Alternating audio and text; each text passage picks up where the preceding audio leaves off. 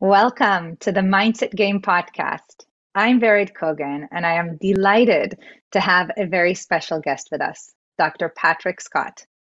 Patrick is the Executive Vice President and Clinical Director of the Heads Up Guidance and Wellness Centers of Nevada, which currently serves 25,000 active patients a year. He also serves as Kumu, which means teacher, for Halau Ho'omanaloa, which is the School of Permanent Spiritual Empowerment in Kona, Hawaii, where he teaches Huna. And for those of you who are not yet familiar with Huna, it's a collection of healing tools used by the ancient Hawaiians. And that's how I met Dr. Scott, because he was my Kumu, my teacher, and an excellent one. Dr. Scott also serves as Associate Clinical Professor of Psychiatry in the Child and Adolescent Psychiatry Fellowship at the University of Nevada School of Medicine, where he teaches advanced clinicians in mental health integrative techniques to enhance their clinical practice. He is an internationally recognized thought leader in the arenas of stress management, unconscious mind integration, mental health, executive and leadership development, healthcare administration, meditation, crisis intervention, and conflict resolution. Patrick, thank you so much for being with us today. It is such a delight and an honor. Thank you. It's a pleasure. Thank you for having me. So, the topic of the day is really that intersection of spirituality and science, because you have a really wonderful vantage point of both. And so I'm curious if you're willing to share a little bit with us about how you got into this work. Well, I come from Minnesota, and Minnesota is not known for its being the spiritual center of the universe, and nor is Las Vegas. And I come to you today sitting in Las Vegas, where I'm at the clinic right now, and I was raised Lutheran, and it's for those of you that don't know, it's sort of this watered down Christianity, and I you go to church because you're told to, and we were jealous of the Catholics because they got to have the little cookies and they got to drink wine, and we looked longingly from public school at the private Catholic school kids because they got to wear uniforms, and they were like they had to pay to go to school, so they were the rich kids and they got to ride in the short buses. And I'm sure that there's lots of private school kids that are laughing right now. And so, I didn't come from a very spiritual background. And, I was an exchange student. I went to Europe as an exchange student for a year in Germany, actually. And I learned about Buddhism, of all things, in Germany. And I started practicing Buddhism, a Japanese form of Buddhism that was a chanting tradition, which was interesting to me because it had a vibrational quality, and started practicing that, I became a closet Buddhist, actually, when I came back to high school as a senior, and started practicing that. And that whole vibrational thing was really curious to me. And I then went to college and started traveling the world and learning about world religions. And then I also became a scientist and found this distinction between science and spirituality, or this distinction between science and religion, and they were very separate. And I started learning that religion was a way to control masses historically, and that science was a way to understand the way our world worked. And they didn't necessarily intersect very well. So as my career developed in behavioral health, and I was a school teacher and eventually a college professor, and I was also a practicing Buddhist and traveled the world, I saw that over time, these things began to talk to each other, and that we began to understand that science began to validate certain things like quantum physics and quantum mechanics and chaos theory and string theory, and that religion became increasingly in the worldview. And teachers such as Deepak Chopra and Wayne Dyer and Brian Weiss and other notable people started to talk about this, and I became very curious. And so, I don't know, in the 90s, I started studying with people like Wayne Dyer and Deepak Chopra and Brian Weiss, and they started talking about things like psychic development and past life regression and chaos theory, and I began to study with them. And so what I started to understand is that in terms of mental and behavioral health, we're starting to understand that the spirituality and science actually cross over. And so I've made it my life's work to teach people about that. Thank you. And I know that there are some major studies that you have done. I know one in particular. Would you be willing to share a little bit of that with us for those people that are curious to hear, well, what is some research to validate some of what you're sharing here? Sure. So, as I came up and I started practicing as a therapist and as a scientist probably in the early 90s, which is a few years ago now. And I began studying with a man named Brian Weiss in the mid 90s. And he was a psychiatrist. He's not dead. He's very much alive. He started studying much kind of reluctantly past life regression. And he published a book called Many Lives and Many Masters. And he realized that our unconscious mind, whether we believe it or not, believes in past lives. And as I studied with him, that there's can be a lot of healing by looking at those past lives.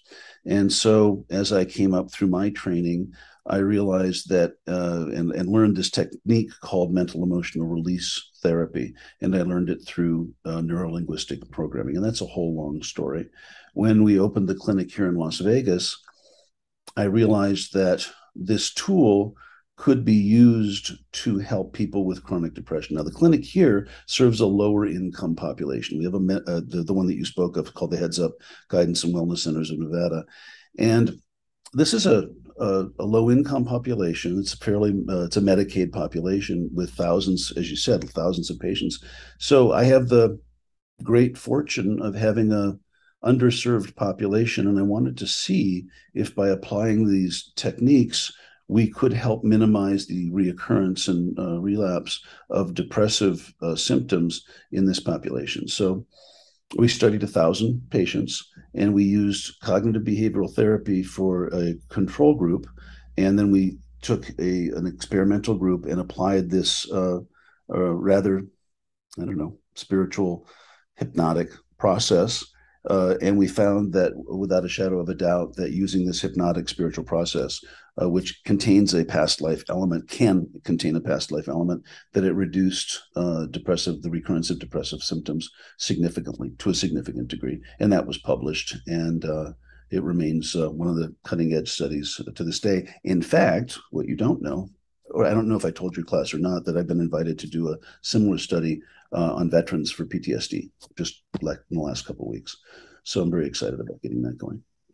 Oh, wonderful. I'm really excited to hear that because I believe in this work because I use this work with my own clients and I know without a Oh, you shadow of do? a I didn't doubt know that it that. Good works. for you.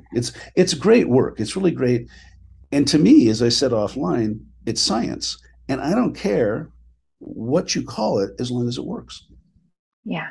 And I think a lot of people listening are very curious right now. Some of them may have had some what we might call spiritual experiences, intuitive experiences where maybe they got a hunch to do something and it worked out for them or and so for those people that are kind of wanting to believe that there is something beyond but maybe don't quite yet and they're just kind of curious what if anything can we offer them today to explore if you will or what do they need to know that might be relevant and important for them. It's great. I work with a lot of people and have for a long time. And I have some beliefs that we are born, and if you work with really small children, as I have, most kids are incredibly intuitive, and that many children, if not most children, I believe are psychic until they're about 5 or 6. And what I mean by psychic is they have imaginary friends and they just know things, and that we teach them to not be, and we train that out of them. And I have a lot of examples. I won't go into them. But I also believe, and I check in with a lot of people, and I ask almost in every class, and I've taught lots of different classes. I do corporate training and healthcare training and physician training, not just Huna training. I've done corporate training since, I don't know, the late 80s. And I always ask, have you ever known who's going to call before they call? Have you ever known what song's going to be on the radio when we listened to radio before it comes on, or Spotify? Have you known something that's going to happen before it happens? Have you been at a stoplight? And I know people still drive. and known that somebody's looking at you, right? You felt the energy of somebody looking at you and you catch them. And so we have these energetic connections, whatever you call it, right? And everybody, 100% of the people in 100% of the classes have had an experience. Have you ever had a gut feeling, a hunch, right? My mother had eyes in the back of her head, I swear. She knew that my hand was in that cookie jar. So I don't know whether you call it mother's intuition or a hunch or a gut feeling, or you knew somebody was looking at you, or somebody was going to call. And 100% of the people in my anecdotal studies over the years, well, people have had hunches. That's what I'm talking about. I'm not necessarily talking about psychic, channeling the spirits from the other side, but most humans that I've interacted with will have some sort of intuition like that. Now, there are also people I've worked with, studied with, read about who, like Sylvia Browne and James Van Praagh and a lot of authors who, have developed those skills to become authors and personalities. And whether you believe that or not, it's pretty uncanny what they're able to do. So there's that too. Yeah, and as a fellow heart math Right. practitioner, we know that there's research on something called non-local intuition. The heart does respond in advance of events, Right. relevant events. So we know that there's some physiological evidence of our heart's intuitive guidance. And I think what's important in this conversation for people listening, regardless of belief systems, is really how can we tap into what might be available to us, whether it's intuitive guidance of some sort to help us make decisions or experience more ease in life. How can we tap into that to just have a more joyful, balanced, productive life? Yeah, And so, it's great. So I teach a class, and this is funny because I do come from the Western academic, and I call it, no offense to anyone in Melvin, but I come from this super nerd, super geek, dweeb Melvin school of thought. I am the least likely intuitive person. And I, over the years, have been the reluctant spiritual person. So, people look, I am allegedly, I'm a kumu. I teach Hawaiian spiritual studies. And you took my class, and I'm sitting in front of a group of woo-woo people coming to Hawaii, spending money to study with me, teaching them how to become more spiritual. So you look at me like I'm the spiritual teacher, and I'm laughing because 20 years ago, I would have not ever thought I'd be teaching Hawaiian spirituality. So it's funny to me.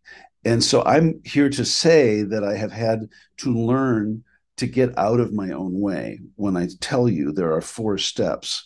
And y'all who are watching this podcast need to write these down. Number 1, you will learn to meditate. I don't care who you think you are. If you don't shut your mouth and stop thinking and sit down and shut up, you will never get in touch with what's out there. So, number 1, please meditate.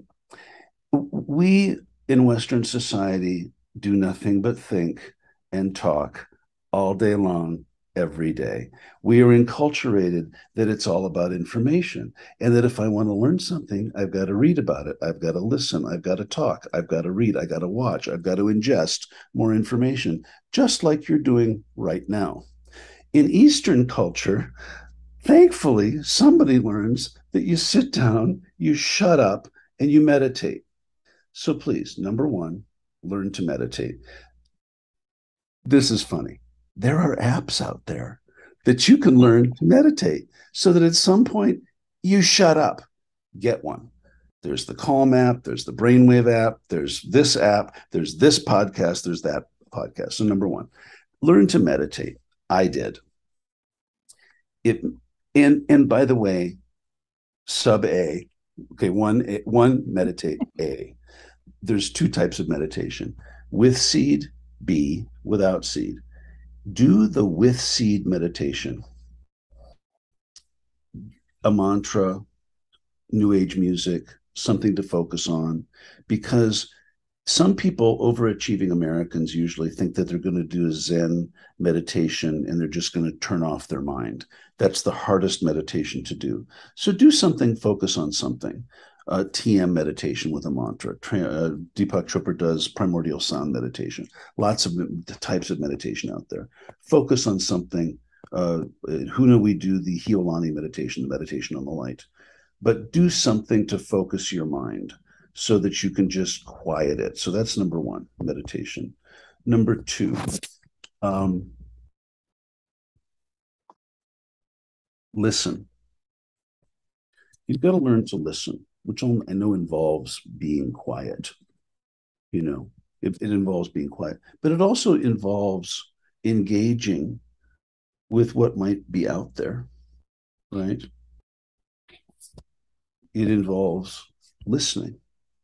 A lot of times we're so engaged with what we're producing, right?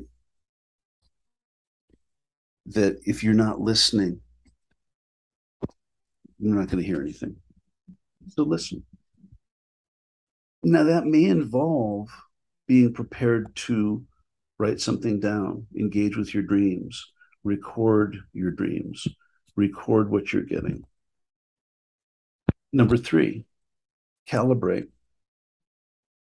Have a mechanism through sensorium, through muscle testing, through pendulum, through some other mechanism to record and get and understand your physical sensations. This is like sometimes you have a twitch, sometimes you have a sense, sometimes you have goosebumps. Do you ever have a physical sensation that you know is not gas from a burrito? Do you have a shiver, a twitch? Do you have I goosebumps? have learned to tune in to kind of goosebump kind of feeling. Hmm? I, like you, used to be very, very, very skeptical, of many things, but I have learned to notice that when that comes up. So begin to tap into your own physicality, and be quiet. So meditate, listen, calibrate, meaning understand more about your physical sensations and what they might mean. We are typically not, And then number four is, and this is patterned after, for me, the Four Agreements by Don Miguel Ruiz, which three of them are be impeccable with your word. So this is the fourth, and I offer this to you as a hopefully humorous and non-offensive acronym. Get ready. STFU. I know that this is probably a rated G show. STFU. Shut the F up. Stop talking. Stop talking. Stop moving. Just effing stop for once in your life. It's hard. Really hard to do for a lot of So people. and I'm just as guilty of this freaking thing, and the looking and the so now I'm going to offer you some advice. And I've done it all. Anything that I'm asking you to do, I've done with great effort and great struggle. Meditation really, ideally, should be no more than 20 minutes twice a day. And if you study transcendental meditation, that's what they recommend. Any more than that, you get really zoned out and really spacey. And I know you're all busy and you've got lives and careers and everything else. If you can commit to 20 minutes once a day, 10 minutes once a day, you're doing great. But if you want to tap in and really get some peace and rest, 20 minutes twice a day is ideal. To really begin to tap into, to some really good rest. Uh, that's really it. So meditate, listen, right? Calibrate, begin to feel your body sensations around those things. And then finally, just STFU. Thank you. That's It's very helpful, and it's something that many of us have heard before. And it certainly is kind of simple, but not easy to do when just starting out. And I think it's really great that you reminded us that there are apps out yeah. there. It's a process. It's just like learning to ride a bicycle. But why? What's the point of doing all of that? Like, what do you see in your clinic and your work when people do make the effort to meditate, to kind of listen to those inner voices or sensations, to calibrate and to, SDFU, as you said? Ernest Hemingway, of all people, actually said that most people lead lives of quiet desperation. And in my, I'm going to disclose something personal. And I said this to your group. In my travels,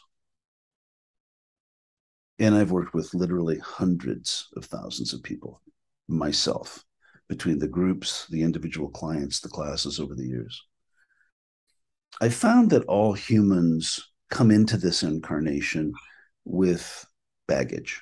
That it's almost like we incarnate that we have stuff to learn. Like Earth is a life lesson place that we come in with karma, with stuff to work on. I have it, you have it, that we're not perfect. This thing like we're all perfect beings of light and then we have to work on stuff. And that it would be kind of boring if we were all perfect. So we have relationships and we have our stuff, right? I have it, you have it. And so in and I'm in a mental health clinic and people come in and they're depressed or they're anxious or they've had trauma or they've had stressors. They come to us like a therapist or a doctor or a psychiatrist or whatever. They think we're perfect, right? I had a group of students in my office earlier, graduate students, and I tell them, to the patients, we all look alike. They don't know Dr. Scott from the student, from the nurse, we are the competent professionals. And like I had a student who did her first screening interview today, and she said, the lady thought I was brilliant. I went, of course she did. She's sick. She's desperate. She's depressed. She's coming for help. I said, how did it go? She goes, it went great. It's my first one. I went, of course it went great. She has no idea that you're getting a divorce and your kid's sick and you just came from, right. So we all have our stuff. And in the hierarchy or the pantheon of the human existence, we have the surface level stuff, the walking around stuff, anger, fear, sadness, hurt, guilt, which happen, and you get enough of those, and then you form things like depression and anxiety that are deeper. Then you have a lot of those, and then a lot of trauma, and you develop deeper things that require medication, and then you have deeper things, and then way at the bottom of those things are what I call core wounds, right, or greater problems.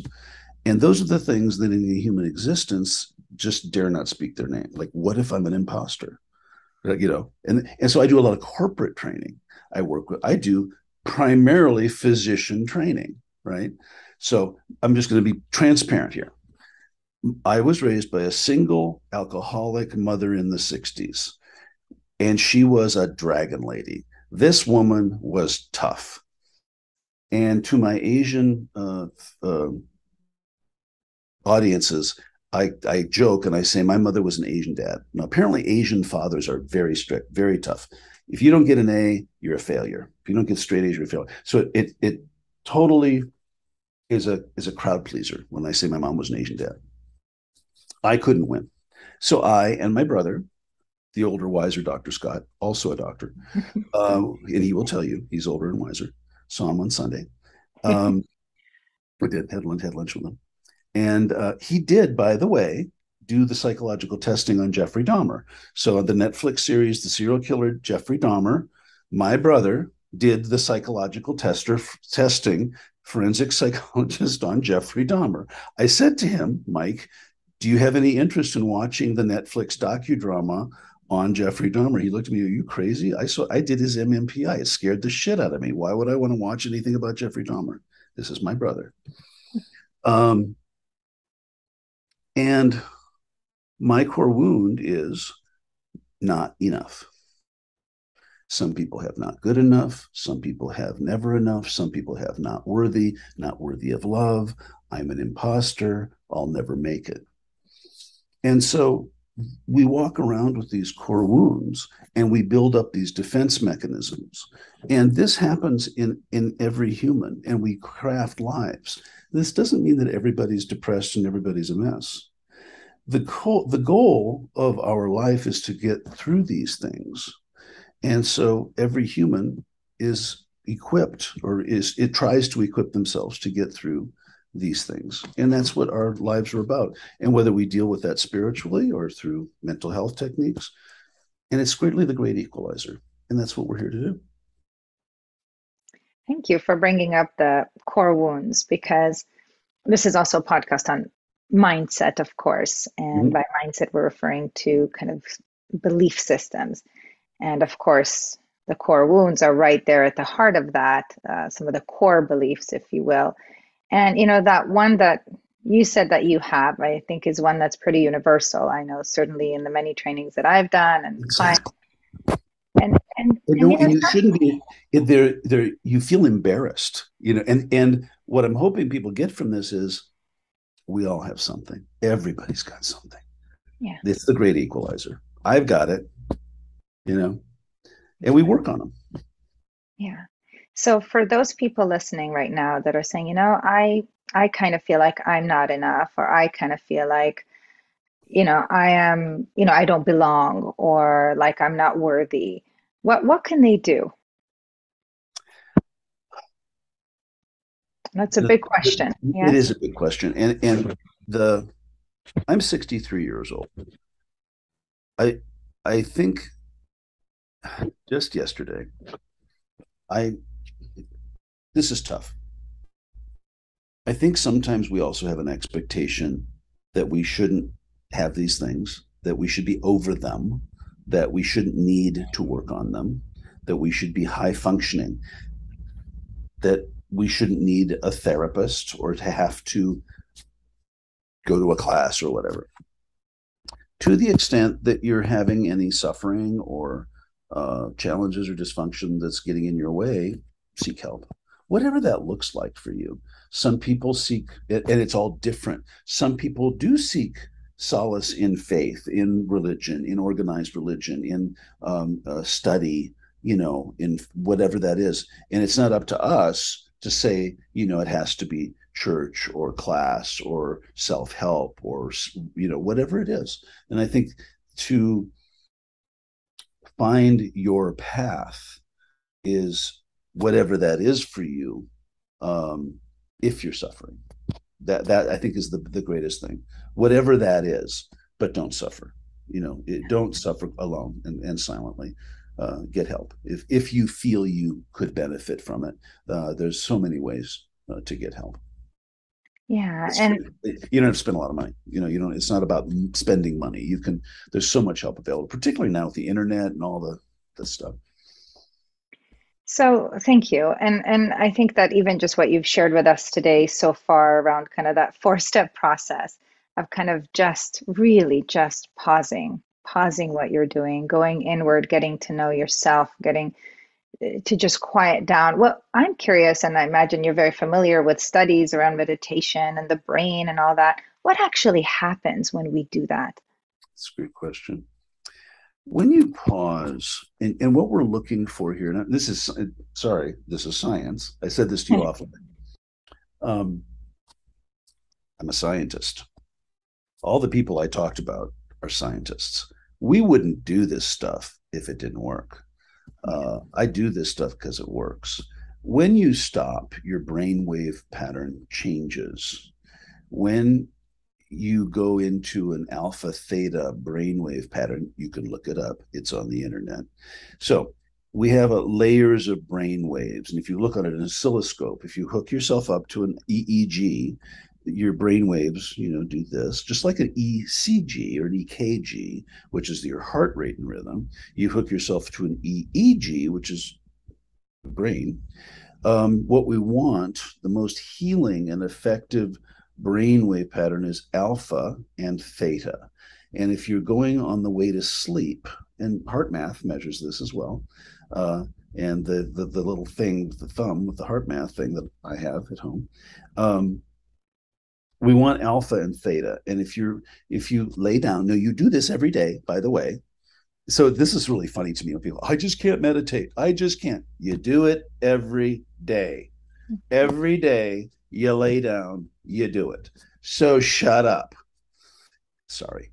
Every day you go in and out of trance every 90 minutes. So you lay down.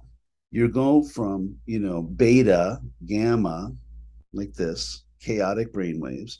And as you're descending into sleep, your physical body gets relaxed, your breathing slows down, and you go into an alpha, that twilight, where you're sort of relaxed, you're calming down.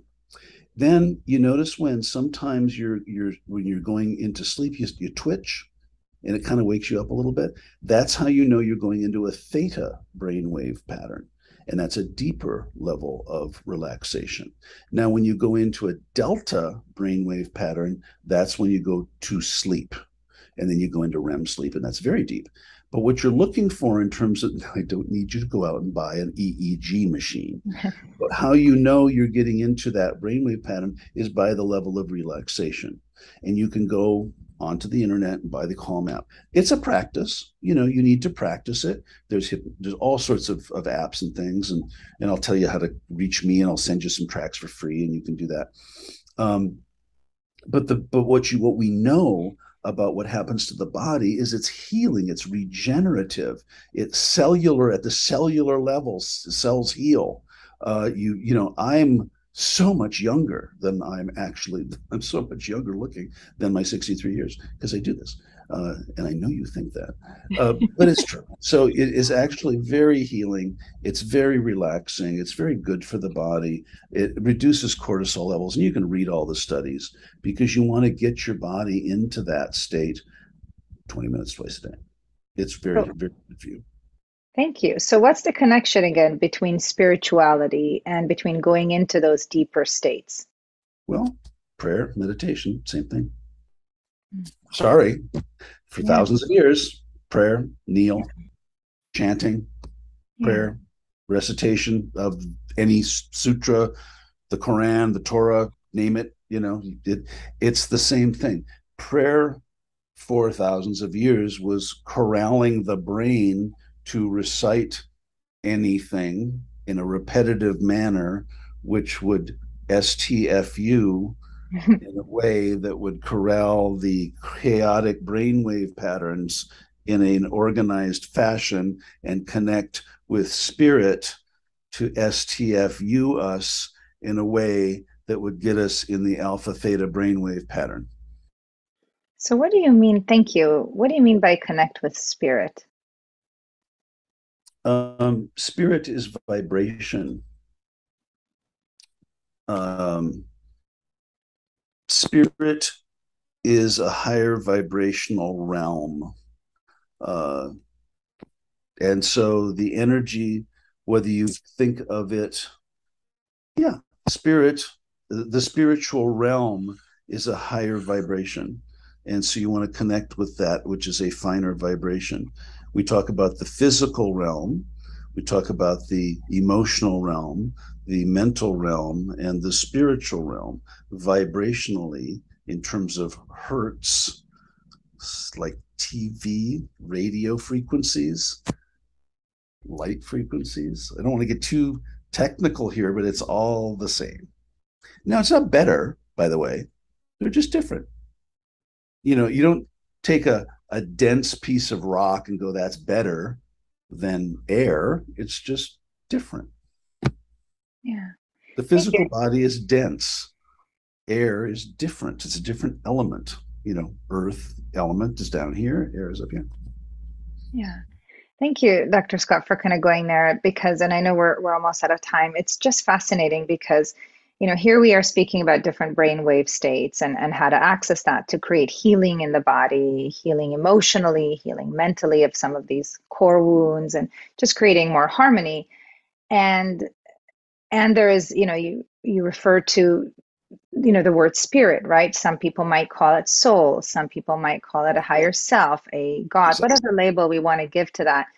But what we're learning here today is that there is research showing, there is evidence showing that when we go inward, when we quiet down and really listen, as you said, and calibrate and allow ourselves to just stay there every day consistently as a practice, that we can have a greater connection perhaps to whatever that might be, which is uh, beyond time and space, if you will. Yes, a more spiritual in nature, and to be able to access some thoughts, some ideas, some things that can help us to uh, live our best life. And so, what do you want to leave our listeners with today around this conversation of science and spirituality that is really important for everyone to know? Well, thank you. And this is, and I forgive me because I get so excited about all this, and so I'm hoping that this made some sense because I can geek out all day long on all this stuff. I also, like you, have been enculturated and trained in only the Western. And I would encourage you all to fill in the gaps between what we've all been, we've just only been taught that just learn more, just learn more information, pack your brain with more information, read more. And there's so much more out there in terms of the spiritual, the energetic. And I keep doing it like this because there's so more. My joke now, as I get more, as I get older, is I don't have any more room up here for information. So when I try to cram more information, there's just no more room. It's full. And when I get forgetful, sorry, I was doing a web. This is funny. Now this is funny. I did my psychic development coaching program, and I did a reading, a channeling, as I do for the group. And I came out of trance, and I saw it was at the top of the hour, and I was really trashed. And I said, "Oh, class is over." It was 6 o'clock. Class goes till 6:30. And I said, "Oh, sorry, we're over time. Sorry, class dismissed. Love you all." And I hung up on them on Zoom. And then my assistant texted me and said, "Still had a half hour to go with class." And I was like, crap, get them back. Text me, get them all back. Sorry. So I got them all back. And they're like, what happened? I said, this is what you have to look forward to when you let go of all of that book learning, stuff. And so I apologized. What I'm leaving you with is that if it was all about information, we'd all be thin. Nobody would smoke. We have enough information. I would invite you to explore this whatever you call it, spirit, soul, vibration, higher realms, and just get to know yourself in a different way, and just have fun with it. It's fun. It's just fun. The information will be there when you come out of trance, when you come out of meditation. Yeah, thank you, Dr. Scott. I just really appreciate what you're saying because it is true. A lot of people have been conditioned to get more information, to learn more, to do more related to this kind of core wound of not enough, not knowing enough, not being good enough. And so there's all this need to be more validated, more worthy to belong by doing more. But yet that can only get us so far. We can achieve some level of success, but not necessarily long-term fulfillment or joy, mental, emotional freedom. And so I really appreciate that you're here with us today to invite us all to just go inward a little bit every day. It's a practice, and just be curious as to what shows up in our life, how we feel when we do that as a regular practice, and what, if anything, changes. And that's how we'll know if any of this is really helpful to us, right? Is by practicing and seeing what happens in our own body and in our own life. So once again, thank you for this. I'm so grateful because there's so much that I wish I could enter your brain and just I do too. get There's so even much one little to share. percent of all that's You in can take there. some of it out because You there's know, more than I can handle too.